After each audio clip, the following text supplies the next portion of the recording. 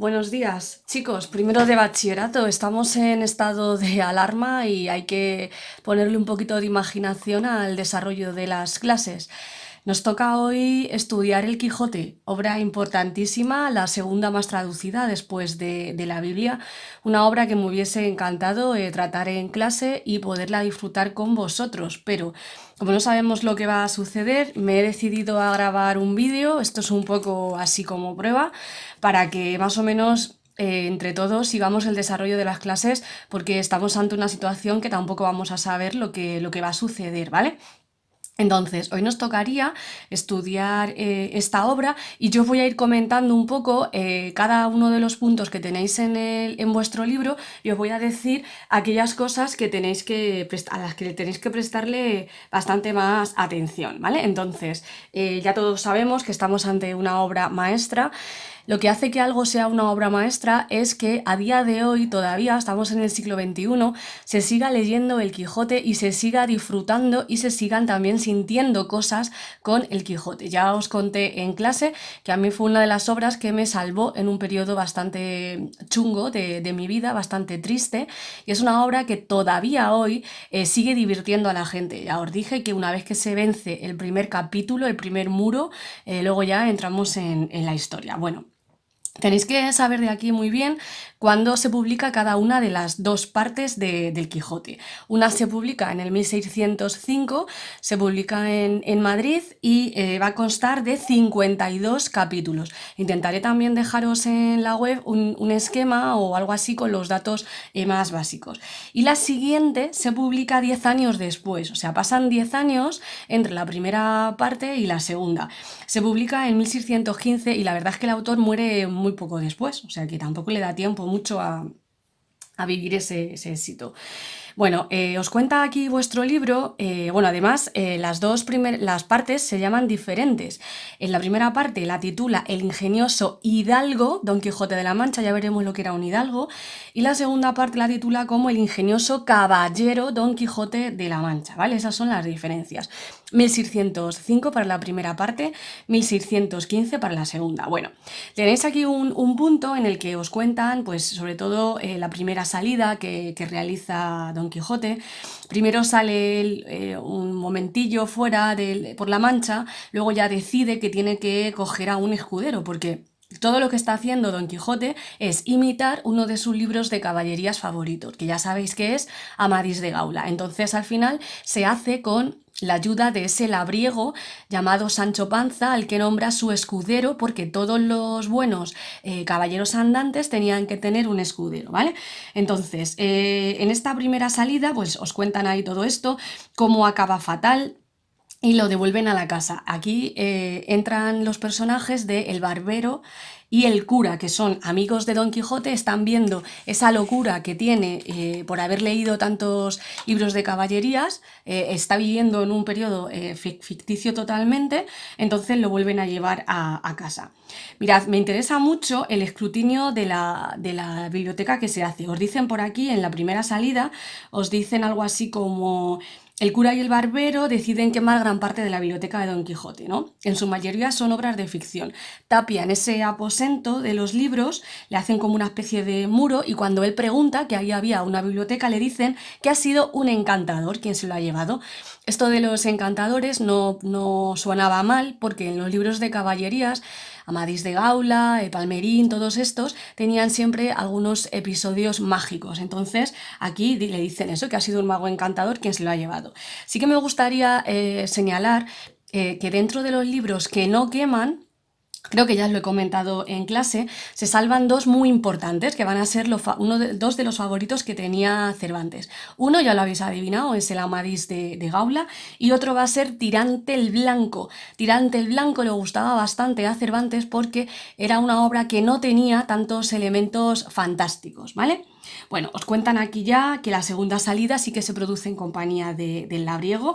Alguien le propone ser su escudero, y es algo curioso porque le va a prometer una ínsula. Ínsula es una palabra que significa isla, ¿no? Pero en este caso, en el siglo en el que estaba Cervantes, esa palabra ya era antigua, o sea, ya no se utilizaba. Cervantes lo que hace es poner en boca de El Quijote palabras del mundo de la caballería, es decir, utiliza un lenguaje totalmente arcaizante. Por eso cuando leían estas obras en su siglo, en el siglo XVII, ya se estaban riendo, porque el personaje estaba hablando de una manera que no era la habitual, ¿vale? Además, recordad que cuando Don Quijote sale vestido de caballero andante, coge unas armas que tenía de sus antepasados, o sea que ya en el siglo XVII sale hecho un fantoche, por eso es un personaje ridículo desde las primeras líneas, básicamente, ¿vale? Entonces, bueno, ahí ya se forma esta paródica pareja, Sancho y Don Quijote, y Sancho pues está totalmente caracterizado por esa incredulidad total. Él no sabe lo que es una ínsula, pero le suena genial, entonces él está ahí todo el rato pensando en su ínsula, en su ínsula. Vamos a ver que gracias a esta pareja se produce una dualidad total. Uno representaría el mundo idílico, ¿no? La idealización, parece que es el más inteligente, Don Quijote, pero Sancho es lo vulgar, es la sabiduría del pueblo. De hecho, ya veremos cómo además los dos lenguajes que van a tener se van a contraponer totalmente. Don Quijote va a estar siempre en un plano, en un registro mucho más culto, y Sancho Panza va a estar en esa sabiduría de la Mancha, del pueblo, de la experiencia y de los refranes, ¿vale? Bueno, aquí nos ponen además, esto lo he señalado, el último párrafo, chicos, os dicen que en la primera parte sobre todo van a aparecer historias que se van intercalando. Esto vamos a verlo como ya en la segunda parte casi no aparecen, ¿vale? Entonces, bueno, pues por ejemplo, la historia de Grisóstomo y de Marcela, los que vinisteis el día de la huelga, leímos un fragmento de Marcela, lo leímos porque era bastante feminista, y es una historia de relato pastoril, ¿vale? También el relato del cautivo es uno de los relatos moriscos de la época. Cuando aparece Giner de Pasamonte es un relato de la novela picaresca, ¿vale? Entonces aparecen intercaladas, este tipo de relatos que son pues una especie de... trataban de novelas de la época, había novela pastoril, había novela morisca, había novela picaresca. Bueno, pues estos son relatos, son mucho más cortitos que Cervantes los intercala ahí, ¿vale? Luego se hablan de la segunda parte. La segunda parte se escribe 10 años después y comienza con la dirección que lleva Don Quijote y Sancho es a la zona de Aragón y de Cataluña. Bueno, en esta parte sí que es verdad que ya desaparecen todas estas historias y además hay algo importante y es que ya todos los personajes han leído la primera parte del Quijote, la primera parte de la historia. Entonces todos están haciendo referencia a esa obra, ¿vale? Ya sabéis cómo acaba la segunda parte, con esa batalla con el Caballero de la Blanca Luna, que en realidad es el bachiller, Sansón Carrasco, y cómo Don Quijote tiene que regresar totalmente vencido a su casa, a su hogar, y allí recupera la cordura y muere, ¿vale? Os pone por aquí cómo hay un Quijote apócrifo que es el de Avellaneda y aquí os cuentan quién pudo ser Alonso Fernández de Avellaneda, ¿vale? Entonces, supuestamente, bajo ese nombre está... Jerónimo de Pasamonte, que sería un antiguo compañero de armas de Cervantes, y bueno, Cervantes parece que utiliza ese personaje como a un galeote llamado Ginés de Pasamontes, y parece ser que este Jerónimo de Pasamontes, que pertenecía al círculo de Lope de Vega, escribe esto porque estaba indignado con que Cervantes lo hubiera sacado. Ya hablaremos de lo mal que se llevaba Cervantes y Lope de Vega, y os dejaré por ahí el enlace a una película que hay que se llama... Ya no sé si se llama Cervantes contra Lope o Lope contra Cervantes, pero vamos, os lo dejaré. Me interesa muchísimo el tema, el punto 3.2, el de temas e interpretación de la obra. Entonces, supuestamente en el propósito que tiene Cervantes es condenar los libros de caballerías, ¿no? Lo que pasa es que cuando leemos la obra yo creo que eso se nos queda corto.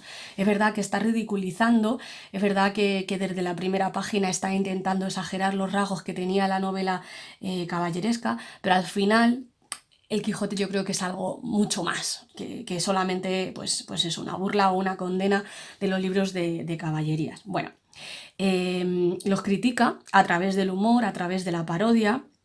Y este libro sí que en su época, en los siglos XVII y en los siglos XVIII, que sepáis que fue leído como un libro cómico, ¿vale? Luego llega el romanticismo en el siglo XIX y bueno, le da una interpretación totalmente diferente, una interpretación pues muy bella, porque dice que el Quijote representa valores como los ideales de la libertad y los ideales de justicia cuando se enfrentan a, pues, a una realidad y a una sociedad demasiado prosaica, demasiado vulgar, demasiado banal, ¿vale? Hay un montón de literatura dentro de esta literatura, ¿vale? La literatura aparece como un tema principal. Hay un capítulo entero que es cuando hacen el escrutinio de la biblioteca que tiene el Quijote. Hay una crítica a todas las obras, porque mientras que van decidiendo el cura y el barbero qué libros van quemando, pues los van comentando un poco. También hay pullas dirigidas a escritores contemporáneos, pues con los que Cervantes quizás no estaba de acuerdo. Y además hay como una literatura dentro de otra literatura, porque luego ya veremos cómo Cervantes juega con los narradores, ¿no? Con haber encontrado esa historia en un cartapacio de un manuscrito, unos papeles, y como que él no es el autor, hay un autor dentro de otro, ¿vale? Bueno, aquí tenéis, si queréis podéis leer más fragmentos del Quijote, lo que pasa que no los voy a mandar porque ya leísteis 22 capítulos de la historia, ¿vale? Bueno, tenemos aquí un estudio de los personajes. Aparece primero el personaje de Don Quijote.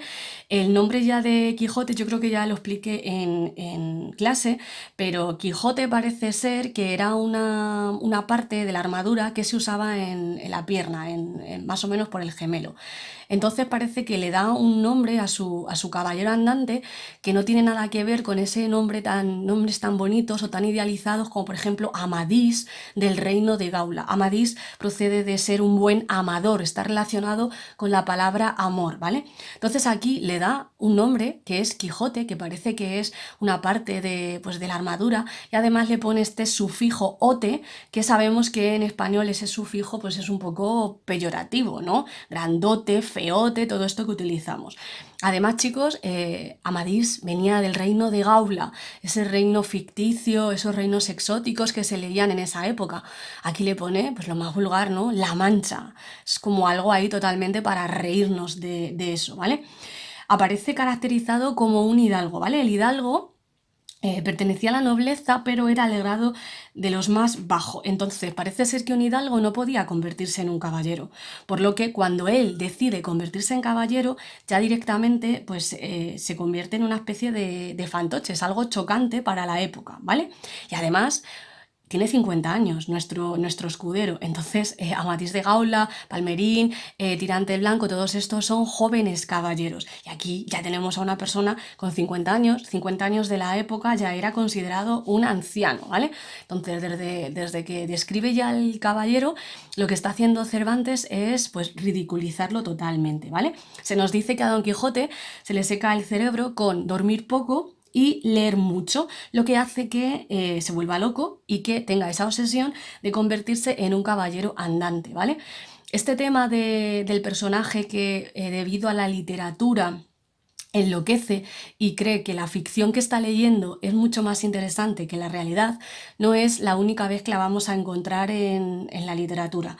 En el siglo XIX, cuando estamos hablando del realismo, hay una obra muy chula que se llama Madame Bovary, es de Gustave Flaubert y se produce en Francia. Y también trata la historia de una mujer que, digamos, no sé, llega a enloquecer un poco tras leer mucha literatura. En este caso, esa mujer lo que lee son historias de amor, historias de amantes, entonces cambia toda su vida en función de la novela que está leyendo. Es un tema bastante recurrente, el de que la literatura al final es como una especie de vicio que puede llegar a enfermar a personas y a hacerles obsesionarse con intentar buscar en su vida las cosas tan interesantes que han leído. Digamos que se produce un choque entre la ficción que están leyendo y la realidad en la que están viviendo, ¿vale? Entonces aquí os dicen eso, pues como él va a ir descubriendo en todo lo que hay que los caballeros andantes existen y que hacían bien ayudando a aquellos que lo necesitaban. Entonces todo el rato va a tener que estar consultando ese libro, el Amadís de Gaula, para comportarse igual que su caballero, ¿vale? Mirad, hay un fragmento aquí muy bonito que habla de la libertad y le dice Cervantes, o sea, le dice el Quijote a Sancho: la libertad, Sancho, es uno de los más preciosos dones que a los hombres dieron los cielos. Con ella no pueden igualarse los tesoros que encierra la tierra, ni el mar encubre. Por la libertad, así como por la honra, se puede y debe aventurar la vida. Y por el contrario, el cautiverio es el mayor mal que puede venir a los hombres. Venturoso aquel a quien el cielo dio un pedazo de pan sin que le quede obligación de agradecerlo a otro que al mismo cielo. Cuando vamos leyendo la obra nos vamos dando cuenta de que el loco, o así era como nos lo están describiendo, que Don Quijote no es ese loco. Don Quijote tiene mucha sabiduría y dice grandes verdades a lo largo del libro, con lo cual el lector todo el rato está como una dualidad de locura, cordura, ¿vale? Entonces hay ahí como esa dualidad en la que nos hace pensar que los locos a veces dicen la verdad o que se le escapan pues grandes sentencias a Don Quijote, ¿vale? Bueno, entonces también nos marca vuestro libro ese contraste entre la realidad y lo que él cree ver. Cada vez que a Don Quijote le sale algo mal, echa mano de esos encantadores, ¿vale? Y esto no era muy raro porque las novelas de caballerías tenían elementos fantásticos. Por ejemplo, el Amadís de Gaula tenía un personaje que era Urganda la desconocida, que siempre iba en contra de Amadís y le hacía aparecer cosas, desaparecer, hacía una especie de hechizos. Entonces, aquí cuando algo le sale mal a Don Quijote, por ejemplo, la aventura más famosa que todos conocéis es en la que él dice que está viendo gigantes, porque los gigantes salían en las novelas de caballerías, y entonces él, pues efectivamente, si es un caballero, tiene que ver gigantes. Y en realidad no eran gigantes, sabéis que va ahí corriendo con la darga y al final acaba mal herido, porque va en contra de unos molinos de viento que son los típicos que hay en la zona de la Mancha, en Consuegra, por ejemplo, podéis buscarlo en internet, esos grandes molinos con aspas que eran los que, gracias al viento, pues molían el trigo y todo eso, ¿no? Entonces él lo achaca ahí, siempre hay una salida buena porque los hechiceros también hacían de estas en estas obras, ¿vale? Bueno, luego se hablan de la otra parte importante, el otro personaje, que es Sancho Panza. Es un labriego, es un labrador. La gente de La Mancha hay muchísimos agricultores, entonces es labriego. Es pobre y el aspecto incluso físico está totalmente en contraste con Don Quijote, por ejemplo. El mismo nombre, Sancho Panza, ya veremos luego que vuestro libro os va a hablar de lo que son los nombres parlantes en el Quijote. Parece ser que muchos de los nombres que atribuye Cervantes a sus personajes en realidad es como una especie de mote o de apodo que significa otra cosa más. Por ejemplo, Sancho parece que viene de la palabra santo, hay una parte en la que dice que santo eres un bendito, y panza, sabemos todos que la panza es la barriga, porque Sancho siempre se caracteriza por ese hambre que tiene y por esa gula, ¿vale? Entonces esto sería ya uno de los nombres parlantes. El físico de Sancho Panza, sabéis que es bastante orondo, bastante gordito, destaca con lo espigado que es el protagonista de Don Quijote, que es enjuto, que está seco y que es ahí alto, ¿vale? Entonces ya la pareja es una pareja de contraste desde el minuto 1, ¿vale? Entonces, Sancho Panza parece ser que está creado a partir de figuras o de tópicos que ya existían, como por ejemplo el bobo, el gracioso, el rústico, ¿no? Estos estaban ya a lo largo de toda la historia de la literatura y se puede decir que Sancho representaría el aspecto de lo material, de la existencia y también de la sabiduría popular. Esa sabiduría popular va a estar marcada sobre todo por los continuos refranes que utiliza Sancho Panza y que tanto molestan a Don Quijote, porque incluso le pide a veces que por favor deje los refranes, sobre todo se lo pide cuando ya le van a nombrar gobernador de la ínsula. Por tanto, tenemos dos aspectos totalmente diferentes, ¿no? El mundo ideal de Don Quijote y el mundo del aspecto de lo material de Sancho Panza, ¿vale? Todo esto nos va a generar una cosa muy importante, porque gracias a esta pareja se produce el diálogo. Ese diálogo entre ellos es una parte de lo más sabrosa que tiene Cervantes. Gracias a esos diálogos conocemos la personalidad tanto de Don Quijote como de Sancho Panza, y poco a poco en la obra se va a ir produciendo una quijotización de Sancho y una sanchotización del Quijote. Es decir, es verdad que primero Sancho está como muy apegado a lo material, no cree nada de lo que está diciendo Don Quijote, ve las cosas tal y como son, él ve molinos, y mientras que Don Quijote está viendo gigantes, pero a medida que pasamos la obra ya se lo va creyendo mucho más y él entra también en ese mundo de ficción. Los estamos viendo felices en ese mundo que se están creando y Sancho se empieza a sumar, entonces él ya empieza a fantasear incluso más que Don Quijote. Y casi al final de la obra es cuando vemos que Don Quijote se vuelve un poco más a lo material, por eso se produce esa sanchotización en el que ya empieza a ver las cosas tal y como son. Sabemos que cuando recobra la cordura es Sancho el que le está diciendo, pero salgamos otra vez a luchar, vámonos otra vez en busca de aventuras, y él acaba de recuperarla y es el que le está diciendo que no, que se ha acabado todo ese mundo y que todo eso no existe. Es muy interesante. Entre ellos se va haciendo una profunda relación de amistad y de lealtad, aunque a veces también van discutiendo. La figura de Dulcinea del Toboso, mirad qué nombre que le da, Dulcinea, que viene del nombre dulce. En este caso, las damas de los caballeros también tenían así unos nombres un poco idealizados. Por ejemplo, Carmesina era la dama de Tirante el Blanco, o Oriana, mi señora Oriana era la dama de la Amadís de Gaula. Y aquí tenemos que le va a poner Dulcinea, es dulce, pero claro, tiene que ridiculizar, entonces la va a poner del Toboso. El Toboso es una zona de la Mancha, ¿vale? Es una idealización total, o sea, esta figura, Dulcinea del Toboso, es una figura totalmente inventadísima por Don Quijote. Hay un momento muy interesante en el que están en Sierra Morena y por fin le dice Don Quijote a Sancho quién es Dulcinea, ¿no? Y le dice que es Aldonza Lorenzo. Aldonza Lorenzo era una pastora y es una vulgar joven que pasa a través de ese mecanismo de idealización del Quijote y se transforma en esa princesa, en esa amada que le va a servir a Don Quijote. He seleccionado aquí, esto me hubiera gustado hacerlo en clase, haber disfrutado un poco de la lectura del Quijote. Hay una parte importante cuando están en Sierra Morena y he seleccionado algunos fragmentos que os voy a leer de cómo Don Quijote habla de su Dulcinea con Sancho. Sancho le está diciendo, pero no me digas que es Aldonza, la hija no me acuerdo ahora mismo cómo se llama, Aldonza Lorenzo, no me digas que es esa, ¿no? Además ya os comenté en clase que Aldonza era un nombre súper vulgar en la época. De hecho, Martín de Riquer, que tiene un libro muy bonito en el que nos explica muchas cosas del Quijote, se llama Aproximación al Quijote, él habla de que había un refrán en la época que decía, a falta de moza, buena es Aldonza. Es como que era muy vulgar. Entonces, pues eso, Sancho está como diciendo, madre mía, no me digas que es esta pastora, ¿no? Entonces, Don Quijote en un momento le dice, Don Quijote aquí, en este momento está, ya es el caballero de la triste figura porque estaba ya seco, estaba ahí mal parado, mal herido y tenía una triste figura, ¿no?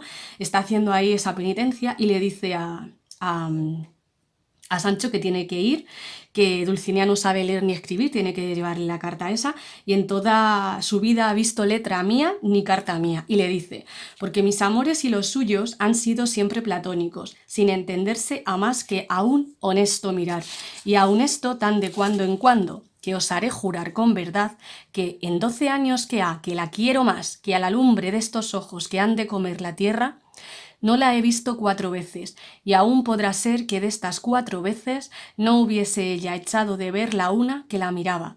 Tal es el recato y encerramiento con que su padre, Lorenzo Corchuelo, y su madre, Aldonza Nogales, la han criado. Bueno, mirad qué nombres que pone un poco burlesco, Lorenzo Corchuelo, viene de la palabra corcho, Aldonza Nogales, el corcho, el nogal, ¿vale? Y bueno, y Sancho aquí es como que alucina, ¿no? Y le dice que la hija de Lorenzo Corchuelo es la señora Dulcinea del Toboso, llamada por otro nombre Aldonza Lorenzo.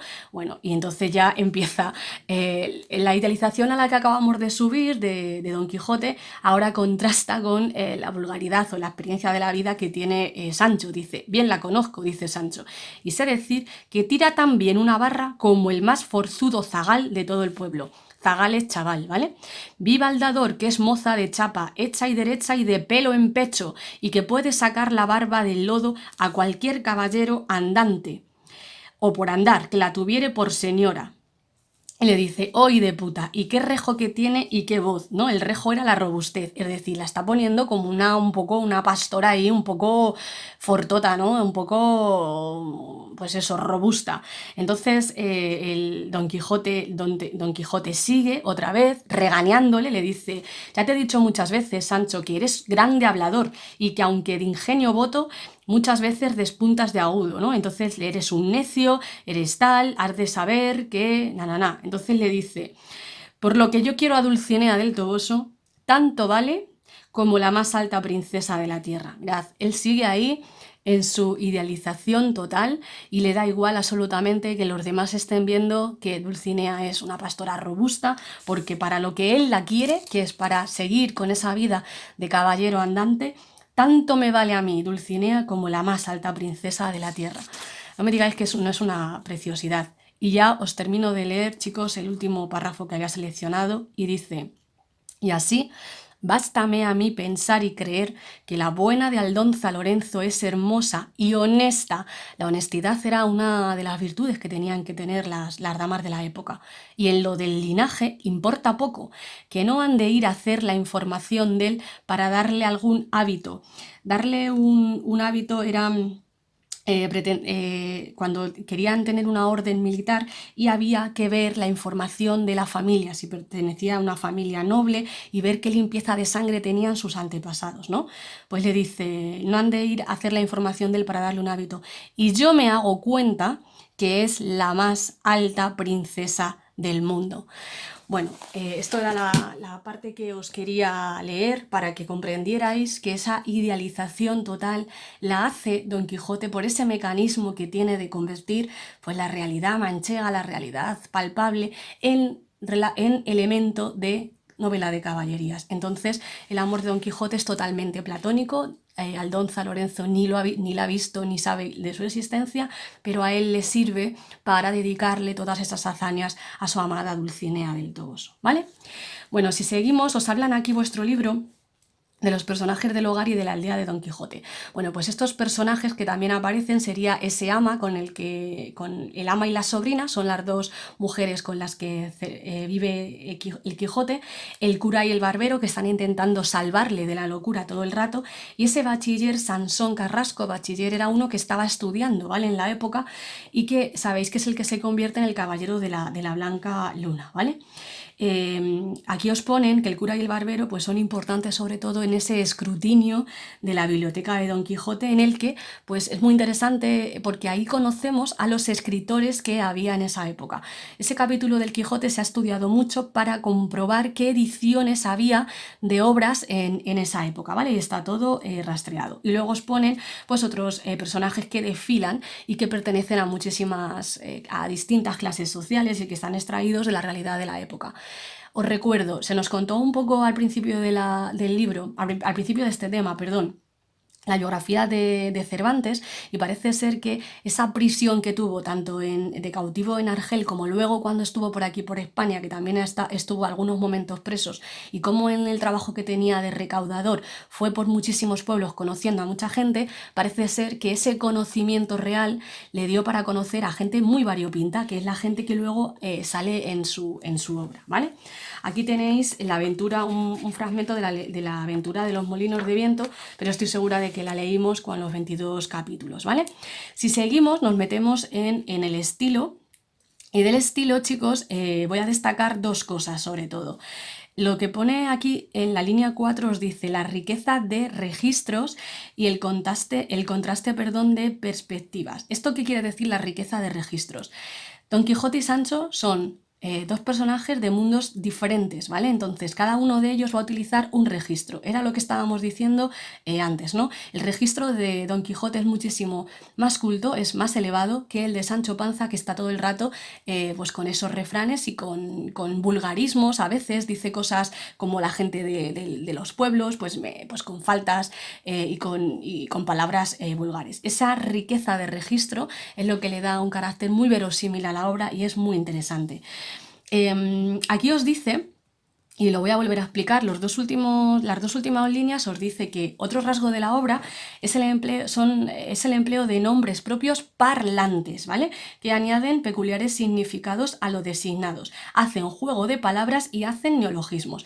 Si empezamos a ver personajes de la obra del Quijote, vamos a ver que muchos de los personajes tienen esos nombres que en realidad quieren decir otra cosa, ¿vale?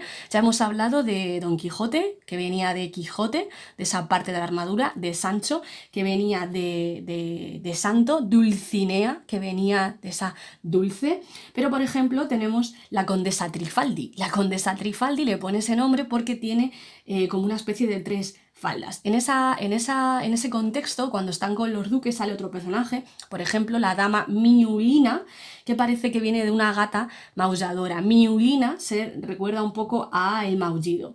La princesa, por ejemplo, Micomicona, tiene que ver a que es una mona dentro de las monas. Y así más o menos con todos los personajes a los que les va poniendo pues esa especie de nombre que parla, que habla de otra cosa, que quiere decir otra cosa, ese nombre parlante, ¿vale? En registros tenéis que saber lo que era el decoro poético, ¿vale? El decoro poético en literatura era pues una especie de convención en la que los personajes tenían que emplear el habla acorde a su estatus social y a su cultura. Es decir, Sancho Panza, si era un labriego ignorante, no podía hablar de manera totalmente culta y refinada, ¿vale? Entonces esto del decoro poético le sirve a Cervantes para caracterizar a todos sus personajes, ¿no? Y además da lugar a numerosos momentos cómicos, ¿vale? Entonces, esa riqueza de registros os la amplía, ¿no? En cómo habla Don Quijote con ese lenguaje totalmente arcaizante que viene de la imitación de los libros de caballerías y cómo, por ejemplo, Sancho Panza hace ese habla totalmente popular, el uso abundante de los refranes, las expresiones populares que muchas veces son totalmente vulgares y cómo deforma las palabras, le salen mal las palabras, ¿no? Y tienen efectos humorísticos. Y todo el rato Don Quijote le está diciendo, querrás decir esto, Sancho, ¿no? Sí, pues como usted diga, ¿no?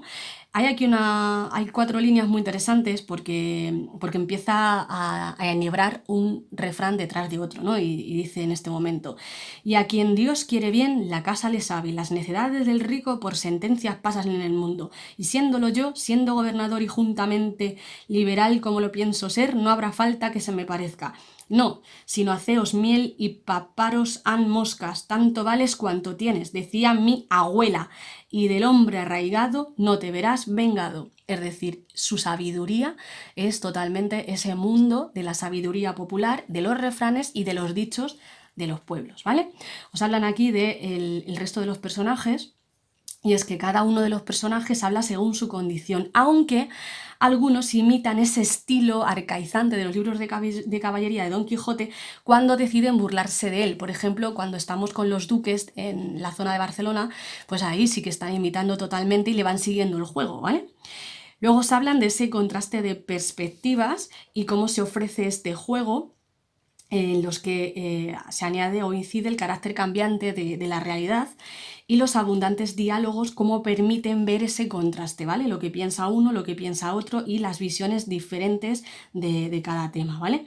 Os hablan aquí del uso de la ironía y del uso también, yo añadiría el uso del humor, como por ejemplo está presente en todos los planos. Hay una parodia en los libros de caballería, en los papeles de los personajes, en los comentarios del narrador, en los diálogos, es decir, hay ironía absolutamente en todo. Y por último, entraríamos en las técnicas narrativas. Entonces nos hablan aquí de ese juego de narradores que utiliza Cervantes. Es muy interesante. Mirad, la obra está narrada con un narrador omnisciente, pero este narrador alude a sí mismo en muchas ocasiones e incluso a veces llega a incluirse como un personaje de la obra. Además, parece ser que la obra procede a su vez de la traducción de ese manuscrito árabe, ¿no? Parece que el autor de la obra es el árabe Cide Hamete Benengeli. Benengeli, hay un momento en el que Sancho le dice berenjena, y parece ser que lo traduce ese morisco y ya empieza ahí la historia, ¿vale? Entonces tendríamos ese narrador omnisciente y como autores ficticios tendríamos el moro, Cide Hamete, y el morisco, ¿vale? Que traduce el manuscrito al castellano, ¿vale? Entonces estos dos se convierten en autores ficticios, aunque el narrador primero muchas veces desconfía del trabajo que han hecho ambos porque los considera moros, ¿vale? Entonces desconfía de ellos. Y es verdad que muchas veces hay otros personajes que se convierten en los narradores, sobre todo cuando estamos intercalando historias. Por ejemplo, cuando se nos cuenta la historia de Grisóstomo y de Marcela, es uno de los pastores el que le cuenta a Don Quijote qué había pasado con los amores de Grisóstomo y de Marcela, ¿vale? Y también sucede esto de los propios personajes en los relatos interpolados. Bueno, repasando así de cosas que tenemos que tener claras y que voy a intentar dejaros un esquema, tenemos que aprendernos la fecha de la primera edición, la publicación de la primera parte del Quijote, 1605, cuyo título es El ingenioso hidalgo Don Quijote de la Mancha, ¿vale? Nos tenemos que aprender el año de publicación de la segunda parte, 10 años más tarde, 1615, y tenemos que ya se llama El ingenioso caballero Don Quijote de la Mancha, ¿vale? Tenemos como en la primera parte hay dos salidas que son importantes, ¿vale? Los libros que salva, que es el Amadís de Gaula y Tirante el Blanco. Como las características que tiene la segunda parte, que es esa ausencia de las historias interpoladas y de cómo ya todos los personajes conocen la historia del hidalgo, ¿vale? Echarle un vistacillo a lo de Alonso Fernández de Avellaneda. Muy interesante el punto y muy importante de temas e interpretación, ¿vale? Este punto lo tenéis que mirar mucho. Y luego el estudio de los personajes, ¿vale? Entonces, Don Quijote, Sancho Panza, Dulcinea del Toboso, como los otros personajes. Y echamos un vistazo a el estilo, sobre todo lo de la riqueza de registros y la utilización de los nombres parlantes. Aquí os explican más, ¿vale? Echamos un vistazo a que el Quijote es considerado, y esto está en este cuadro, ¿vale? La primera novela moderna. Algunos hablan de primera novela con el Lazarillo de Tormes, pero esta es la que se considera la más parecida a lo que hoy consideráis una novela, ¿vale? Entonces le echáis aquí un vistazo. Aquí es donde os dicen que es el libro más traducido después de la Biblia, ¿vale? Y luego me interesan mucho las técnicas narrativas que tenéis, lo del narrador omnisciente, el motivo de la técnica del manuscrito encontrado, que sería este de los autores ficticios Cide Hamete Benengeli, y de los propios personajes, ¿vale? Y luego también podéis echar un vistazo a... aquí os ponen un fragmento en el que aparece un relato intercalado que es la novela de Rinconete y Cortadillo, ¿vale? Bueno, espero que esto dé un poco de resultado, que hayáis seguido un poco la clase.